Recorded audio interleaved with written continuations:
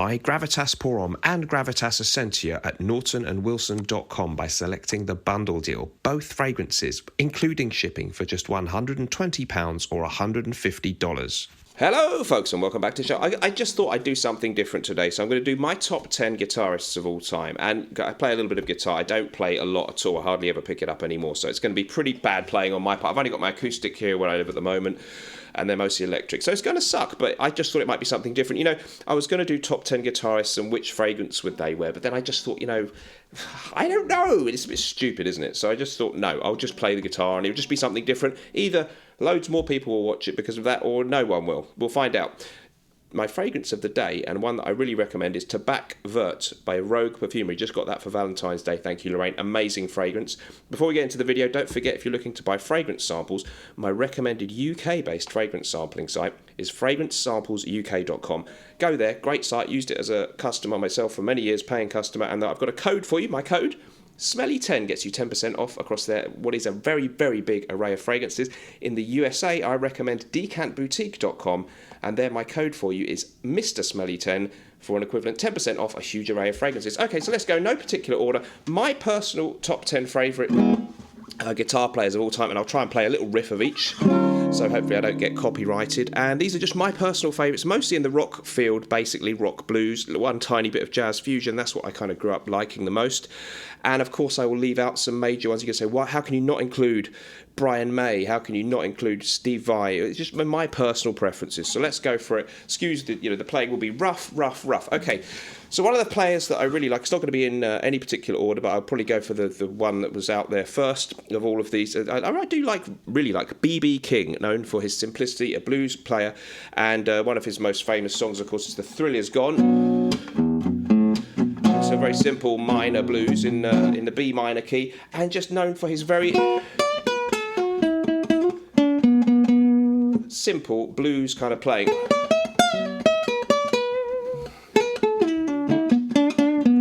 Minimalist. So that's what I really like about him, but the phrasing and the artistry and his voice is also incredible, but I just love the simplicity of his playing and really can enjoy listening to him a lot. And also he's one of those who can say with one note what others fail to say with 1,000, they say. So I always like B.B. King. Let's move on.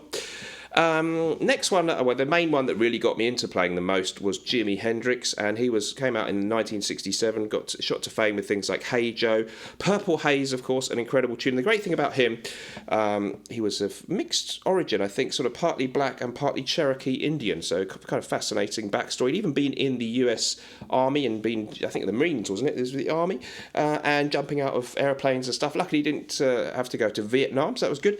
And his playing just revolutionised guitar playing. People like Eric Clapton even kind of looked up to him and thought, how does he do that? And he had all these crazy effects pedals and stuff, but it was all mainly in his ginormous hands, which used to come around the neck and stuff, and just played in a way that really was otherworldly, out of this world. Nowadays, if you compare him to kind of the shred metal guitarist, you can say, oh, he was sloppy or he's out of tune, and you can, I see what they mean, but at the time it was absolutely revolutionary avant-garde playing, and I like simple songs like Foxy Lady.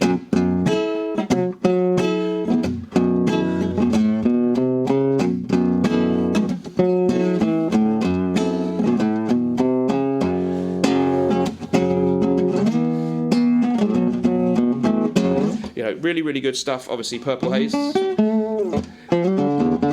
won't sound very good on an acoustic, so we'll leave that there. Absolutely phenomenal guitar playing. Love his playing, use of the whammy bar and stuff like that, and just incredible. Has his own flair on every song that he plays.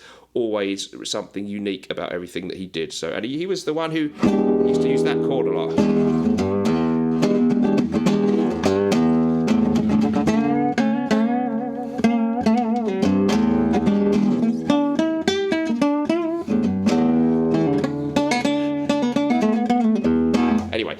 Absolutely amazing guitar playing. Love Jimi Hendrix, absolutely phenomenal, and go and check him out if you haven't. Let's move on then. Next to one that was roughly contemporary with Jimi Hendrix, which is Jimmy Page of Led Zeppelin. Incredible riffs. Again, gets criticised for being sloppy a lot, but this inventiveness sometimes. There's a 9-year-old girl in China who can probably play a lot more technical stuff than what Jimmy Page can, but it might not be as fun to listen to. So some of his amazing riffs, like Black Dog.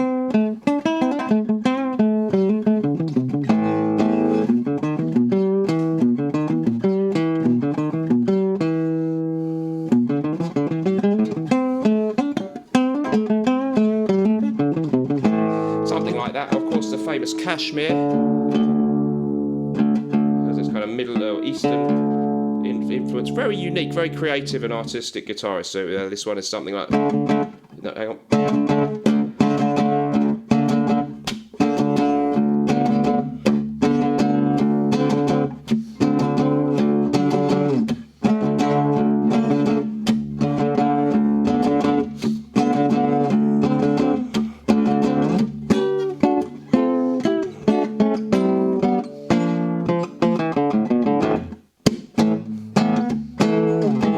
Absolutely amazing, unique guitar playing, so loved him. Next guy that I really got into, I was into Hendrix first and then Jimmy Page. Also, oh, by the way, our Norton and Wilson sale, or not sale actually now, but there's still that special offer.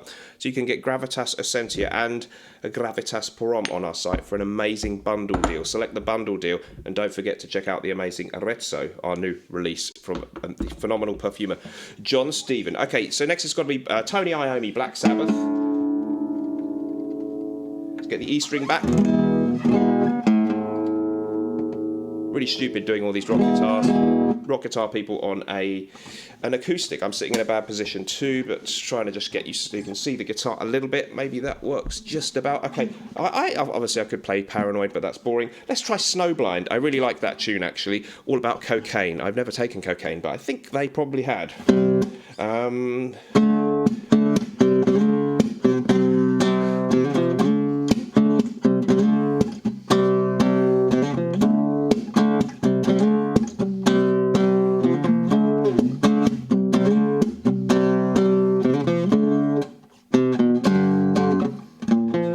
Something like that. And I really like this bit in that song, which is a bit hard to play.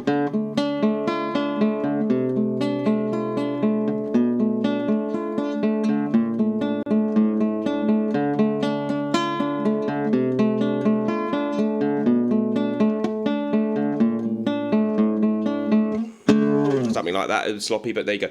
Really, really great guitarist, mainly known for his amazing riffs, and his solos were great too, but again, not sort of technically up there with the people you see shredding on Instagram now. Hot chicks in bikinis can play faster guitar solos than him, but they can't come up with riffs as good as...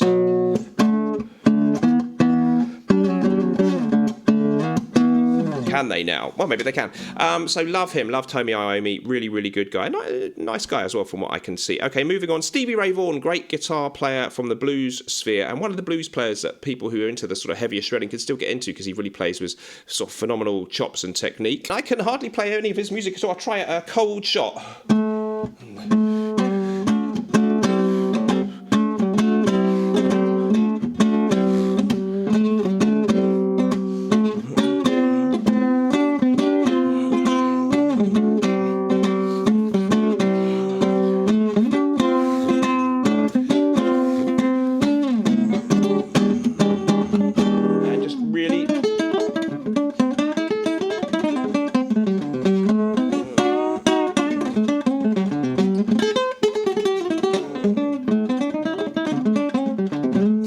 Had tremendous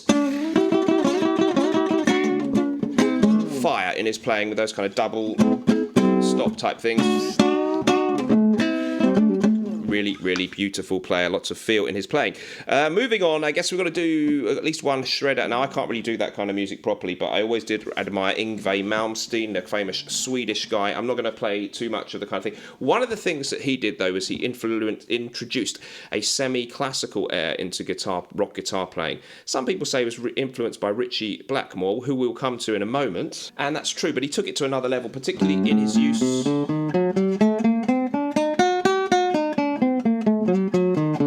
quite often of the harmonic minor scale instead of the more common pentatonic playing or natural minor. It gives a more exotic or semi-classical kind of feel if you put in these minor or harmonic minor type runs and diminished stuff, and also had incredible technique. It was the speed, but I always felt that he played with incredible feel as well, certainly in his early albums, which were with a full band, preferably with the vocals too, and he had all these kind of incredibly fast kind of picking things, which I can't really do. I'll try one in A minor, but I can't do it.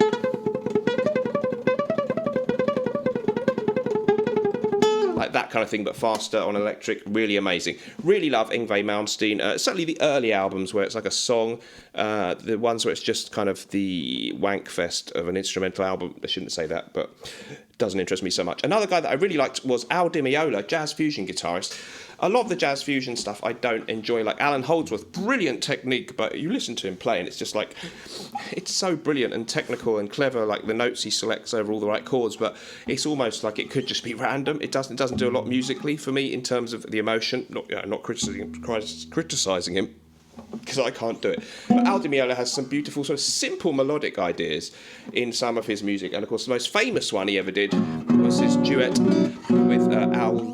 with Paco de Lucia from his Elegant Gypsy 1977 album, and it's called Mediterranean Sundance. I will attempt the intro.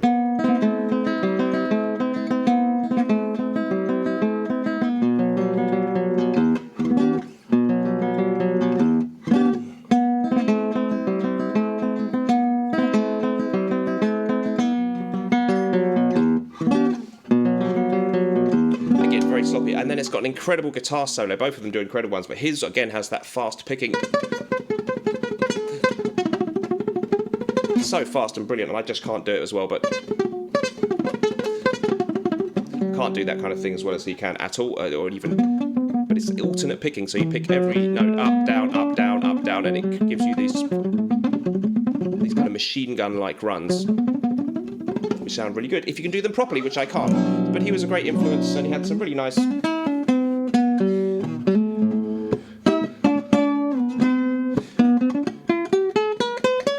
Can't remember the name of that one, but some beautiful melodies on the album. They're kind of easy listening in a way, but sophisticated. I don't know how many people that is. Let me know if you've liked the video. We're going to do Ritchie Blackmore. I am not going to play Smoke on the Water because that would just be really bad. I actually liked his work with Rainbow a lot, so this great one with Jolyn Turner on vocals, I Surrender, which I think was a Russ Ballard penned tune, I really like, and the riff is something like.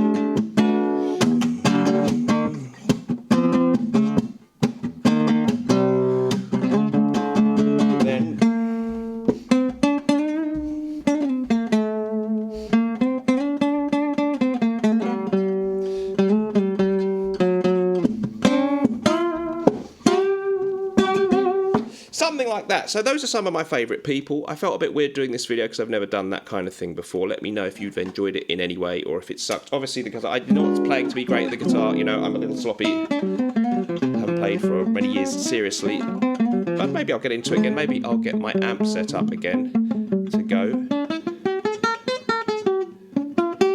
So let me know what you thought about that. So guitarists that I've loved the most: B.B. King, Jimmy Page, Jimi Hendrix, Tony Iommi, Ritchie Blackmore, Meola, Yngwie Malmsteen, Stevie Ray Vaughan, and we probably forgot someone really important. Yes, we did. Eddie Van Halen. How could I leave him out? Amazing guitar player. Pioneered the two-handed tapping thing. This kind of technique. You put two hands on the fretboard. You can do things like that.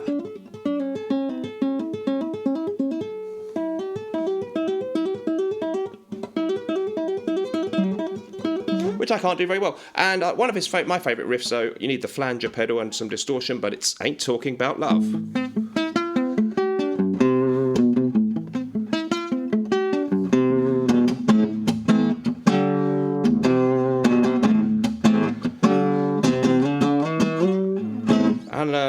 And Dance the Night Away is a good one.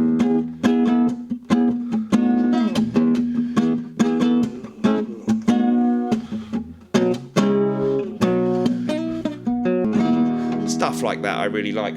We'll just butcher Unchained to end with.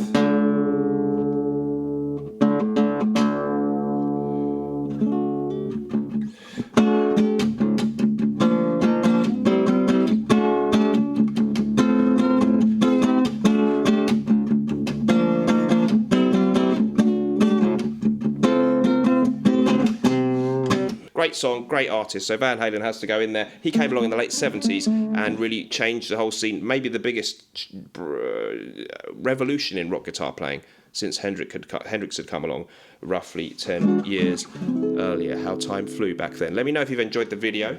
Remember, although life may stink, at least we can always smell good. I'll see you in the next video. Bye-bye.